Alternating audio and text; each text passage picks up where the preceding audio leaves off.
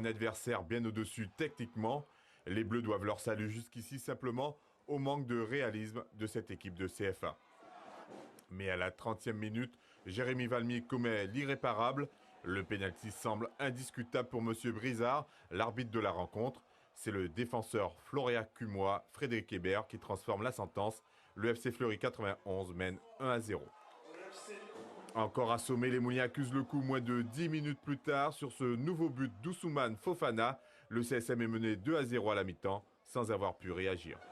Ce pénalty-là nous a cassé un peu les jambes et dans la tête ça a quand même diminué, les mecs ils se sont relâchés. Mais en tout cas, le deuxième but arrive derrière. Après on se dit deuxième mi-temps, on va remettre les gaz, on a essayé de le faire. On n'était pas à l'abri d'un but. Et le troisième but arrive très rapidement après la reprise par Milka Slijevcevic, encore sur un travail énorme du Guadeloupéen Yannick Passab, le meilleur hier soir à nos yeux. Je suis né ici, j'ai grandi ici, j'ai fait toute ma jeunesse ici, ma scolarité. Donc très content et ouais, je voulais faire un gros match et je pense avoir fait un gros match. La seule lueur d'espoir de la soirée, elle est pour Elber Anatole à la 65e minute, mais le meilleur joueur moulien n'accroche pas le cadre.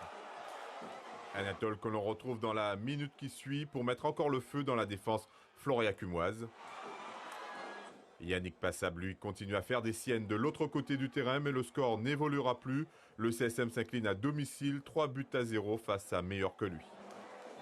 Avec persévérance, avec de la maîtrise, sur un terrain qui n'était pas facile, mais on a su faire malgré tout, et surtout les joueurs ont su faire de très belles choses. Je pense que sur l'ensemble du match, la victoire est méritée. Et les Mouliens devront digérer cette amère défaite tout comme le Phare et se replonger très vite dans les aléas du championnat de la Guadeloupe dès le week-end prochain. Justement, l'autre représentant guadeloupéen, le Phare du Canal, n'a pas fait mieux.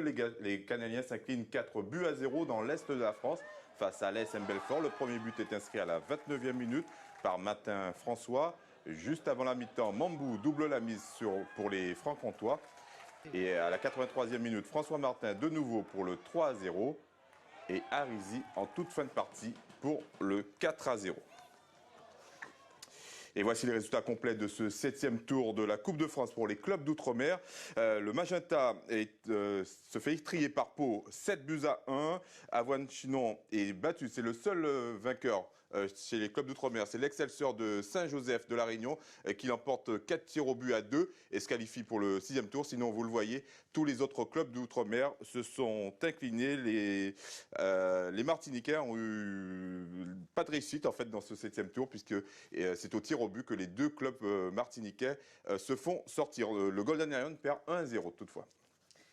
On va parler de boxe et plus précisément